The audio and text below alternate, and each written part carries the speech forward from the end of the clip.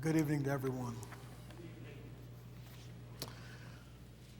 Steve asked me to move the podium a little bit further back so we wouldn't have a feedback from the mics up here. So I'm going to be I generally like to move it.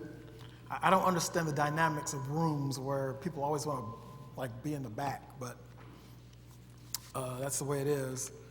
So I'll work from up here, and if you guys have any problems hearing me, let me know, and I'll get with Steve and we'll work that out. Let's have a word of prayer, and we'll get started right away. Gracious Father, we thank you so much for this day. We thank you for all of the blessings that you've given us, and we thank you so much for the opportunity for giving us the ability to come here tonight to study your divine word. Be with those in our congregation, the Stevens family and the Reynolds family who have suffered bereavement. Comfort them like only you can, Father. As we study and as we listen, Father, be with us so the engrafted word will be able to enrich our lives. This is our prayer, dear Father, in Christ's name. Amen. Okay. We're continuing, as you know, on Discourses of the New Testament. In our inaugural class, we discussed the Sermon on the Mount, which is probably the best known and the longest of the discourses of the New Testament. Last week, Sean talked about the missionary discourse, which is located in Matthew chapter 10. And tonight, we're going to be looking at the Parabolic Discourse. And this is found in Matthew chapter 13. So that's where we're going to be studying tonight. Matthew chapter 13, the Parabolic Discourse. And it's called the Parabolic Discourse because there are parables in it. Parables make up 38 of the 58 verses there, about 2/3 of it. It's one of Jesus' longest discourses. And there are 7 or 8 discourses, depending on how you count, parables, how you count it. And basically, it's just a fancy way of saying the discourse with a bunch of parables in it. So, since we're at this point, let's talk about these discourses in Matthew. There are 5 discourses in Matthew. And again, we've already talked about 2, and we're working on the 3rd tonight. The 4th one is called the Discourse on the Church. And that's the discourse that we see in Matthew 18, another familiar body of Scripture. And the 5th discourse is the Olivet Discourse. And it's called that because it was issued from the Olive Garden. And that is found in Matthew chapter 24. It also has the distinction of being the discourse that's found in the, I lost the word for it, but it'll come to me. As you know, that the Gospels, the synoptic record is what I wanted. Matthew, Mark, and Luke are the synoptic or the parallel accounts of the gospel. Matthew being written for a Jewish objective, Luke written by a Gentile for a Gentile perspective, and then the book of Mark, which was written to the Romans for a Roman perspective. And these 5 discourses of Matthew are distinctly Jewish because all of them are unique in that they point towards the kingdom. That's what they talk about, the kingdom. All 5 discourses, and in some way or another, in some way of their structure. Again, we're going to see some of the masterful tools that Jesus has used for addressing not only large crowds in this particular discourse, but also his personal disciples. So when we look at these discourses, these parables particularly, in the Parabolic Discourse, again, every one of those, just like when we were talking about the Sermon on the Mount, every one of those points eventually had a kingdom connection. Every one of these parables has a kingdom connection because it's in Matthew. It's specifically Jewish. These, of course, are not the only parables. In the book of Matthew, we have the laborers in the vineyard, which is found in Matthew 20, verses 1 through 16. The marriage feast, Matthew 22, verses 1 through 14. And the parable of the talents, which is found in Matthew 25. As opposed to kingdom parables, those are king parables, where they're pointing to a king. And again, decidedly Jewish. And then in the book of Luke, in the Lucan account, we have the parable of the Good Samaritan and the parable of the persevering widow, which is interesting because those parables deal with the subjects. And it is interesting that the Holy Spirit chose a Gentile perspective to bring those parables out. So we can see the symmetry and the perfection of the Bible and just how it works and how it all fits together in this message. Jesus employs parables here in this discourse, as we know, it's called the Parabolic Discourse. It's because he's using parable after parable in his teaching. So, this is not the first time in the Bible. There are examples in the Old Testament. It's a very common form of teaching. And what a parable does, what makes a parable unique, it's basically designed to do two things. It's designed to reveal something to those who are interested in it, who are seeking it, and want it revealed. And it's designed to hide something from someone that's not really wanting to get to the main point.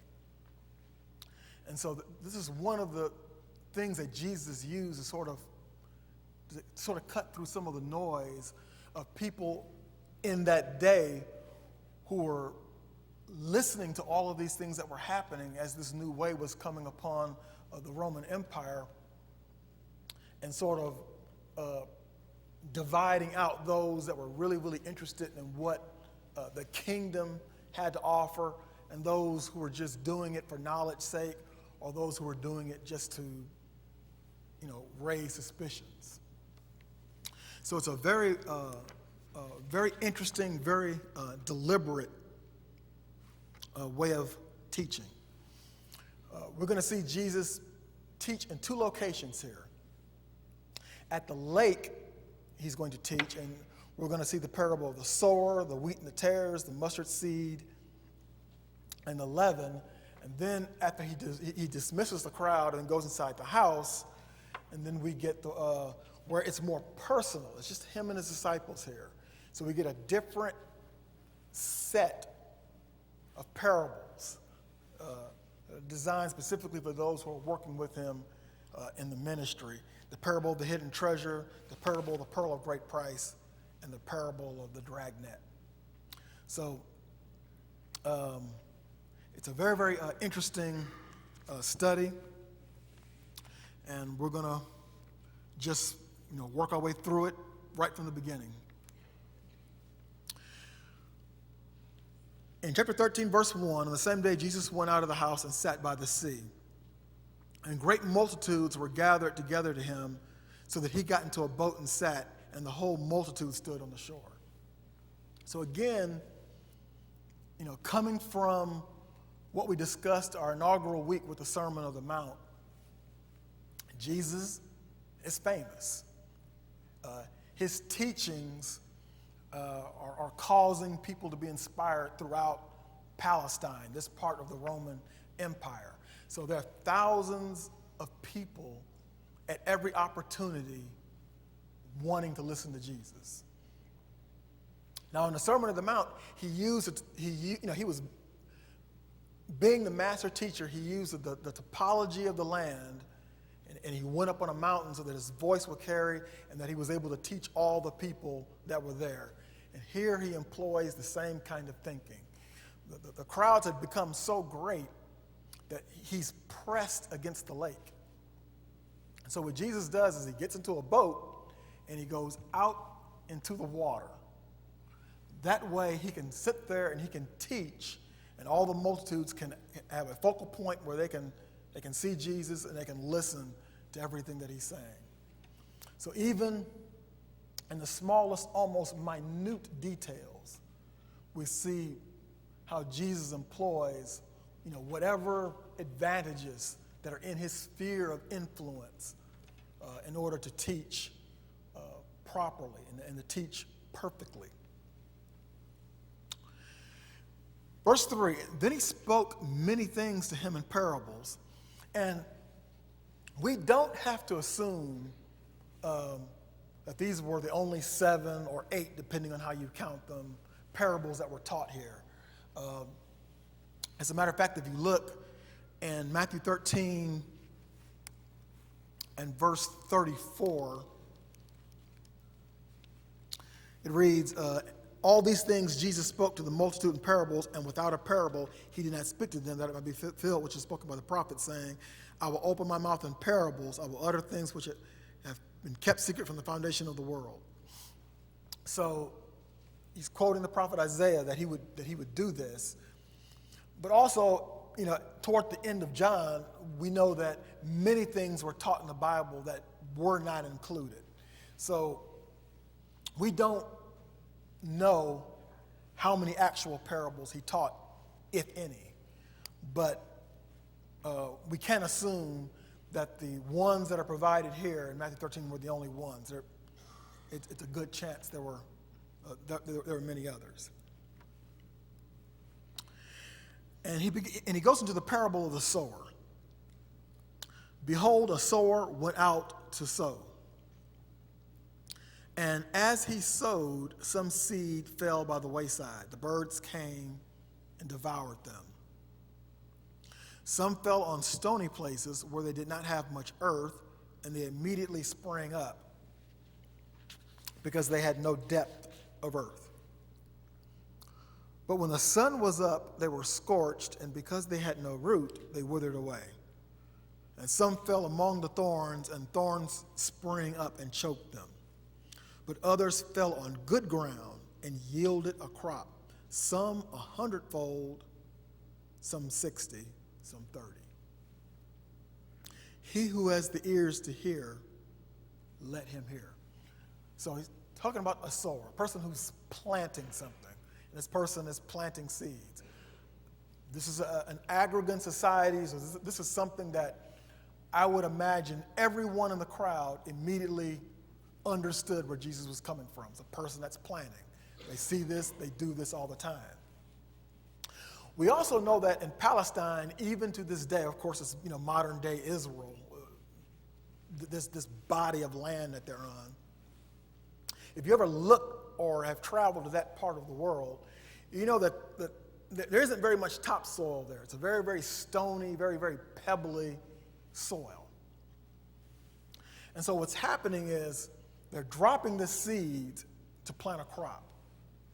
And immediately, some of the seeds are just sitting right there on the top. And the greedy birds are coming and they're making a feast. And they're eating it. And again, we have to remember we're connecting this back to the kingdom. And the parallel here is, they're going to be people. They're going to be people who are going to receive the word.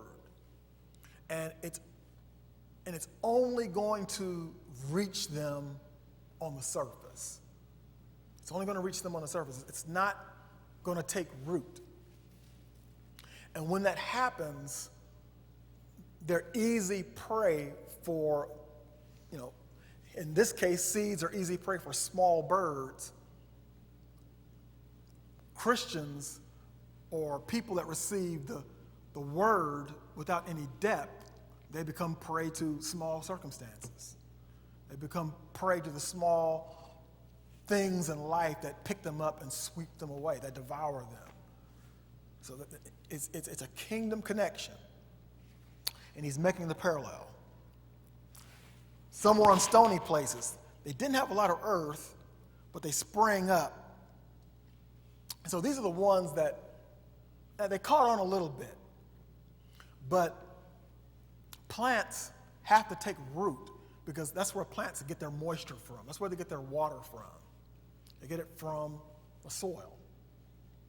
When it rains, it gets into the ground, the roots absorb that from the soil. So these had just enough to grow, to show some results, but they did not have enough to root, to really get to draw the nourishment of the ground out of it. And again, we see that as well. We see that all the time. We see people that come and they may get over the initial trials. They may get over the easy stuff. But when some of the more difficult challenges come, when some of the things that are coming that are a little bit more challenging, they're problems. And their faith is tested. And they lose sight of the kingdom. And they move into other things for their satisfaction. So from that example, we know that these didn't take root. When the sun was up, they get scorched. So when the circumstances of life spring up, they're burned and they wither away. Some fell among thorns, and the thorns sprang up and they choked them. And, if any of you weed a garden, you know that weeds, they come in, they get in the way. They're very resourceful. They hide themselves.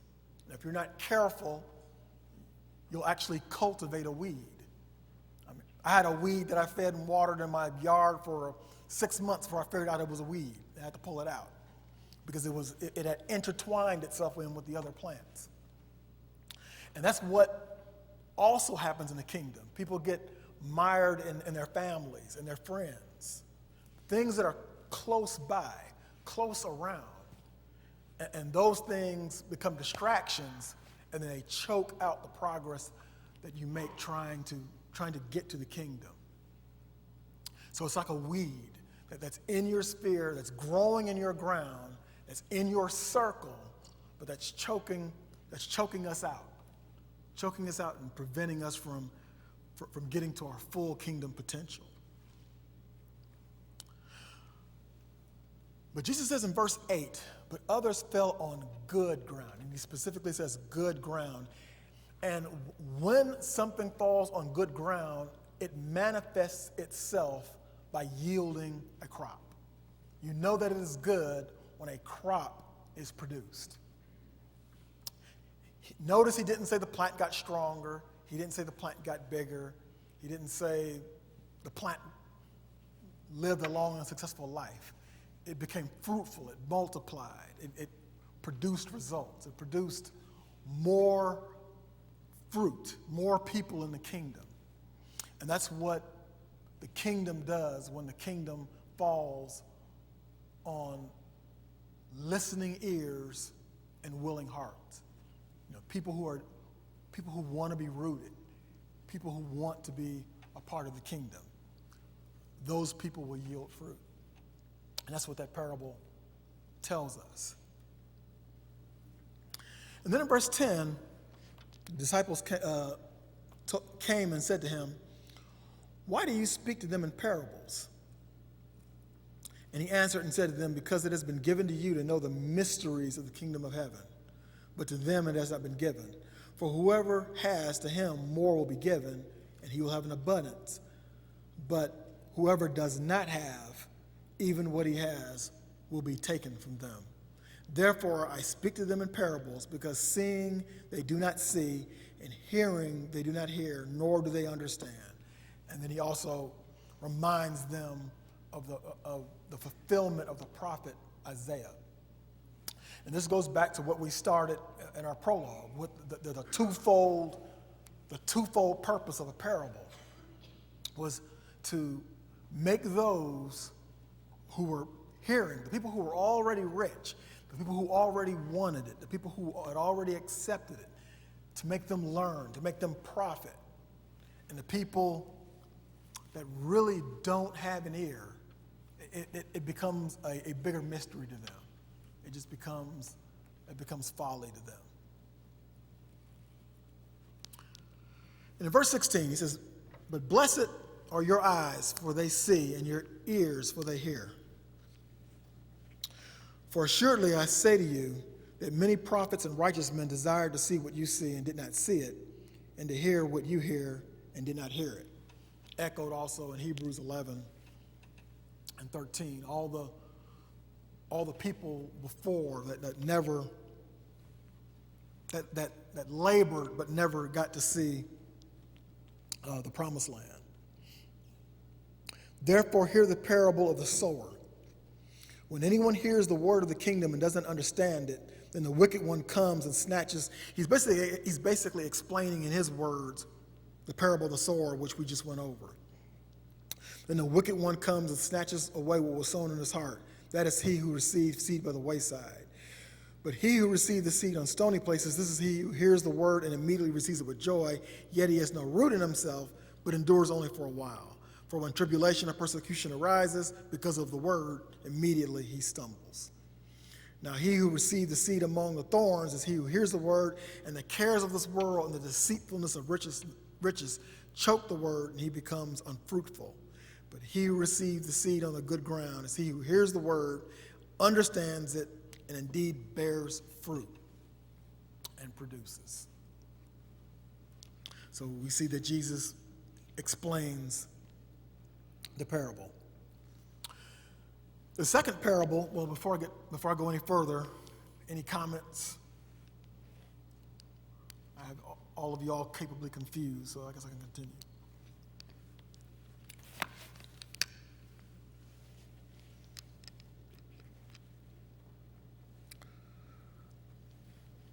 The parable of the wheat and the tares starts in verse 24. "Another parable he put forth to them, saying, The kingdom of heaven is like a man who sowed good seed in his field. But while man slept, his enemy came and sowed tares among the wheat and went his way.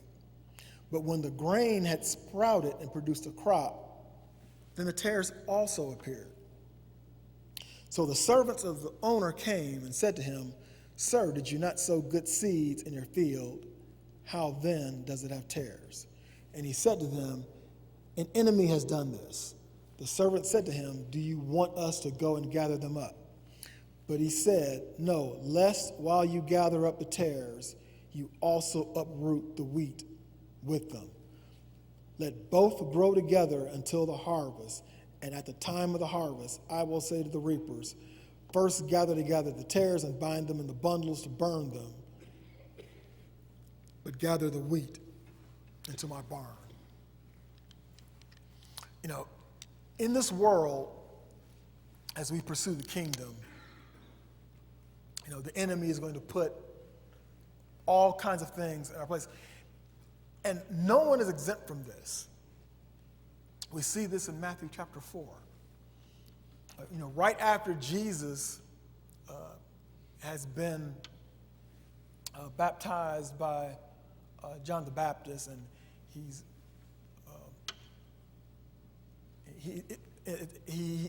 obeyed the will of the Father, and God is very pleased with him. He goes out into the desert.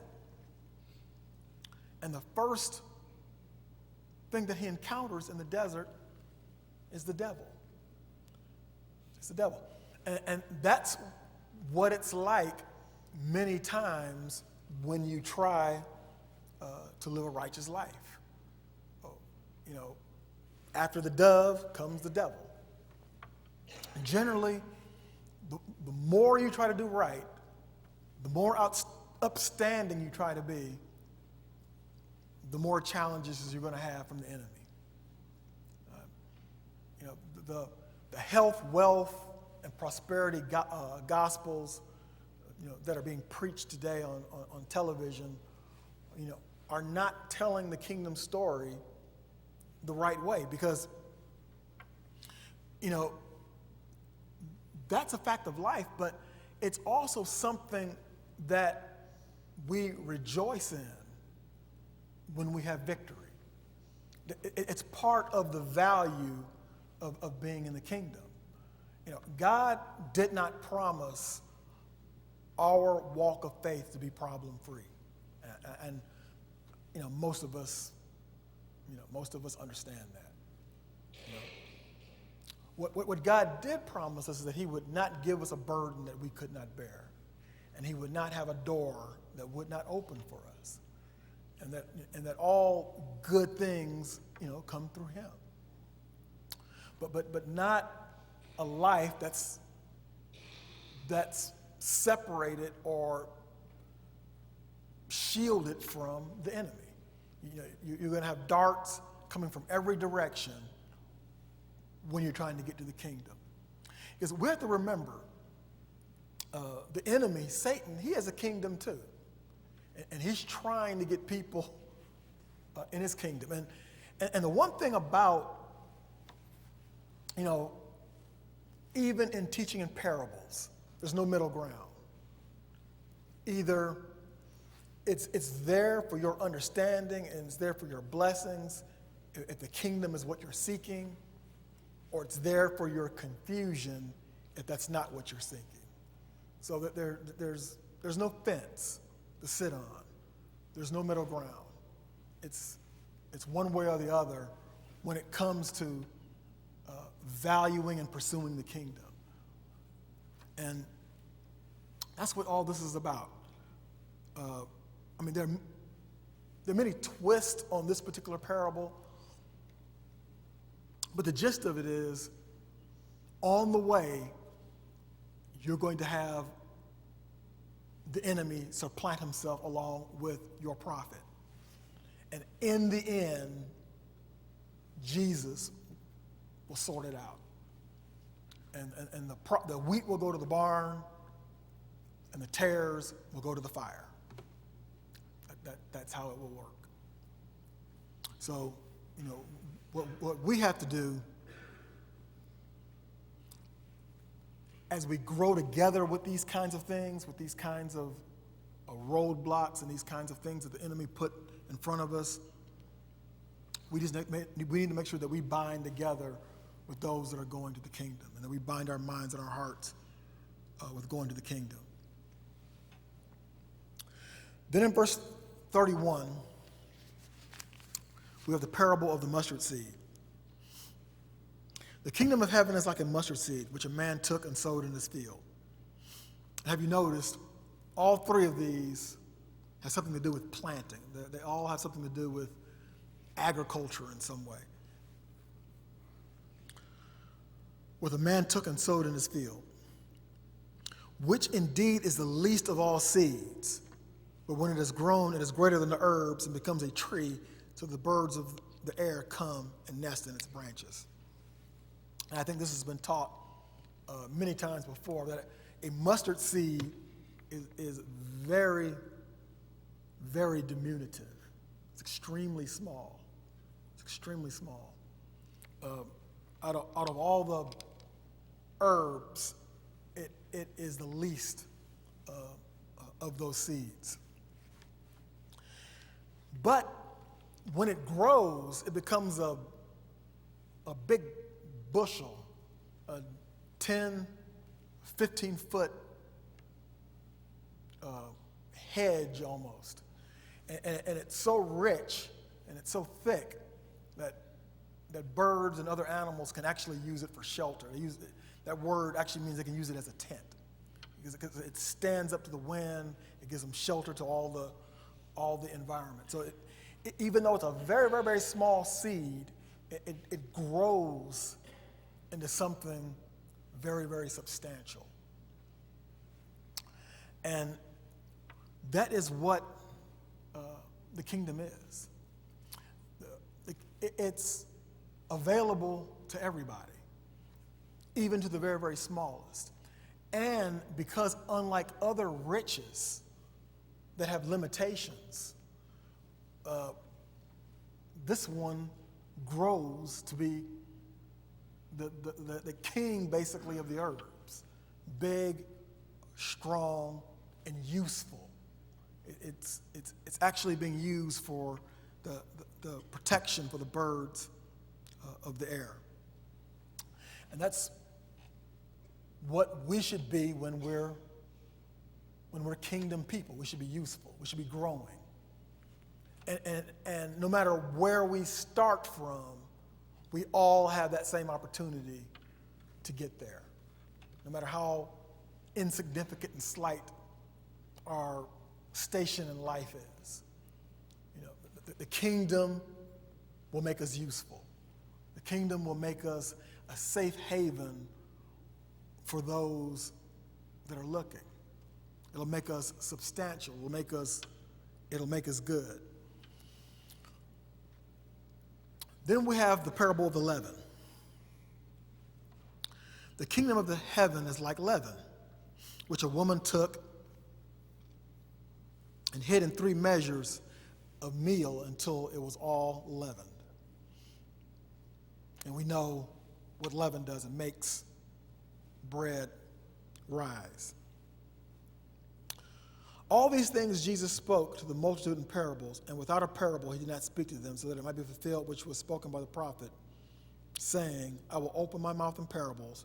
I will utter things which have been kept secret from the foundation of the world. So all 3 of these things he's telling this crowd, this massive crowd that are seeing him on this boat teaching, all the benefits and the riches of the kingdom. But when you look at these kinds of riches and you see all the examples from agriculture, you can see how valuable the kingdom treasure is. And as he sends this multitude away, and they go into a house, in verse 36, he's with his disciples, and then he really starts talking about the implicit value of the kingdom, not in such large terms and examples of the previous parables, but a little bit differently. First, he explains the tares. He who sows the seed is the Son of Man. The field is the world. The good seeds of the Son of the kingdom, but the tares are the sons of the wicked one, the enemy. And the enemy who sowed them is the devil. The harvest is the end of the age, and the reapers are the angels. And as the tares are gathered and burned in the fire, so will it be at the end of the age. And the Son of Man will send out his angels, and will gather out of his kingdom all things that offend and those who practice lawlessness, and cast them into the furnace of fire. There will be wailing and gnashing of teeth, and the righteous will shine forth as the sun in the kingdom of the Father. He who has ears, let them hear. So he's talking about the parable of the sower and the tares, the separation of good and evil at the end, at the judgment. Then he talks about the kingdom of heaven is like a treasure hidden in a field, which a man found and hid. And for joy over it, he goes and sells all that he has and buys that field. So obviously, a man has gone out in the field and he's digging or whatever he's doing, and he finds a treasure. He's obviously either renting the field or he's just working the field. But he doesn't steal the treasure. What he does is he understands its value, so he goes, he sells all that he has, and he buys the field so that he can be the rightful owner of the field and everything that's in it. That's the idea. And again, that translates to how we approach the values of the kingdom. We don't steal it, we don't take it, but we give every single thing that we have to get the field, and that field contains everything else that we need. We mentioned in the very first week, the gospel and your soul are the most valuable things that you'll ever possess.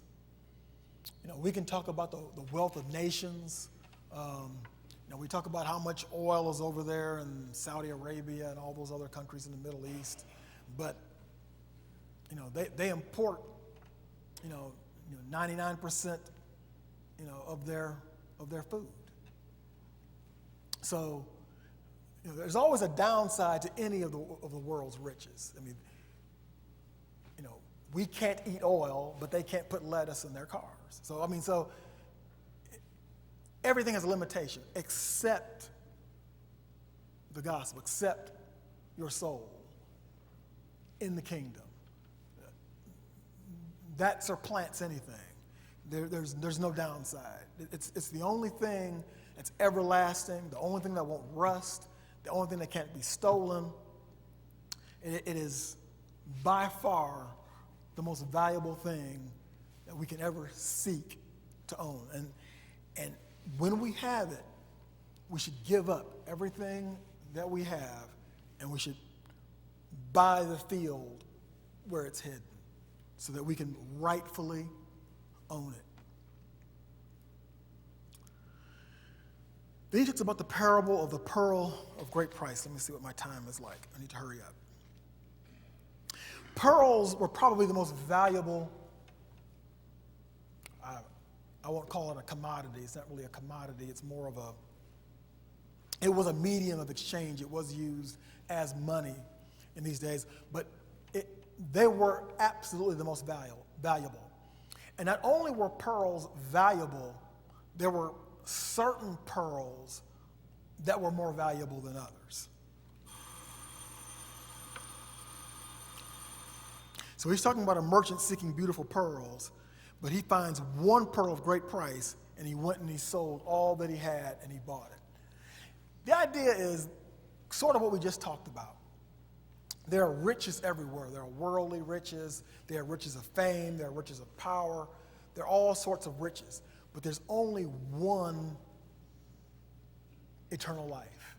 There's only one living forever with Christ. And, that's that round, perfect, valuable pearl that we should be seeking. And then the parable of the dragnet, or the parable of the net. A dragnet is a large net that they use to carry fish. A dragnet that was cast into the sea and gathered some of every kind, which, when it was full, they drew to the shore, and they sat down and gathered the good into the vessels, but threw the bad away.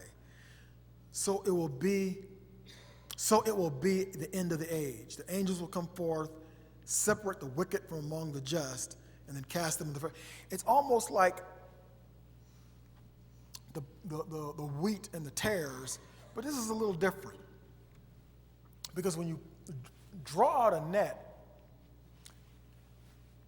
as Jesus says, you're going to come back with a variety of fish, a variety of good fish. You're going to have fish of different backgrounds, fishes of different color, of different species, whatever. And that's not the part that matters. The part that matters when you separate them is the fish that are good, the fish that are valuable for food or commerce, and then the fish that are bad, that are worthless, that you just throw out. So the kingdom is like it's like gathering a huge net of a large, different, diverse group of all kinds of people, Jews, Gentiles, everything. But what's separating them is the good and the bad, not anything else. And I'm going to go all the way to the end. There's an eighth parable. Some commentators say it's the eighth. It's really connected to the other two, which is the parable of the householder. But we're going to talk about rejection at Nazareth, which is how he ends verse 13. And I'm at verse 53. When it came to pass when Jesus finished his parables, that he departed from theirs. So he leaves Capernaum and he goes into his hometown of Nazareth. And when he had come into his own country, he taught them in their synagogue. So they were astonished and said, "Where did this man get this wisdom? And he's doing these mighty works. Isn't he the carpenter's son? Is not his mother called Mary? And his brothers, James, Joseph, Simon, and Judas? And his sisters, don't they live in the neighborhood? I mean, aren't they around here?" So they're actually offended at Jesus because he's from this dusty little town in Nazareth, but yet it's clear that he has this authority and this power. And so they were actually even offended at it. Remember, the Jews were looking for a larger than life political figure to come as their Messiah. They weren't looking for a carpenter's son from Nazareth. So he says a prophet is not without honor except in his own country and his own house. And this is not something that's unfamiliar to any of us here, because we know how familiarity can breed a certain amount of contempt. Like my wife, for example, is one of the sweetest, peace-loving, wisest women that I've ever met in my entire life. She can diffuse bad situations. She's really, really, really good at that. And she's really, really sweet and good-natured. But I'm very familiar to me. So when I step out of line, I get yelled at. So, Kenny, I had to rescue him from getting yelled at. And it's not because she loves other people more than us, it's because we're familiar. And as soon as this gets out of the class and she finds out, I'm probably going to get yelled at again. But we all get the point. And these people were suffering from the same thing, that Jesus was among them and they were offended by him. Okay, next week we will have another great discourse. I believe we're going to be finishing up in Matthew before we get to the major discourses in the book of Acts. That will be the last 2/3 of the class. Thank you so much for your kind attention.